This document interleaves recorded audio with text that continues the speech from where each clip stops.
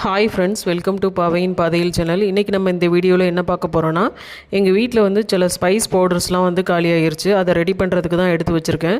Pepper, jeera, சோம்பு எல்லாத்தையும் வந்து ஜஸ்ட்டு ட்ரை ரோஸ்ட் பண்ணிவிட்டு ஆற வச்சுருக்கேன்.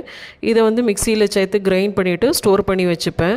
பெப்பர் பார்த்திங்கன்னா இந்த ஆம்லேட்டு, அப்புறம் எக் தோசை, அப்புறம் நான்வெஜ் கிரேவிஸ்க்கு எல்லாத்துக்கும் யூஸ் பண்ணலாம். அதே மாதிரி ஜீரா பவுடரும் பார்த்திங்கன்னா நான்வெஜ் கிரேவிஸ்க்கு, 65ஸ்க்கு இதெல்லாம் யூஸ் பண்ணால் அரோமேட்டிக்காக இருக்கும். அதே மாதிரி தான் சோம்பு பவுடரும். நான் வந்து மஞ்சள் பொடியிலேருந்து சாம்பார் பொடி, இட்லி பொடி எல்லாமே வந்து வீட்டிலேயே தான் ரெடி பண்ணிப்பேன். எதுவுமே வந்து நான் கடையில் வாங்க மாட்டேன். கடையில் வாங்குகிற மசாலா பவுடர்ஸ்லாம் பார்த்தீங்கன்னா கெட்டு போகாமல் இருக்கிறதுக்கு நிறைய ப்ரிசர்வேட்டிவ்ஸ் ஆட் பண்ணுறாங்க.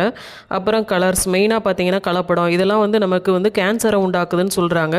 ஸோ நீங்களும் கடையில் மசாலா பவுடர்ஸ் வாங்குறதை அவாய்ட் பண்ணிவிட்டு வீட்டிலையே வந்து ரெடி பண்ணி யூஸ் பண்ணுறதுக்கு ட்ரை பண்ணுங்கள்.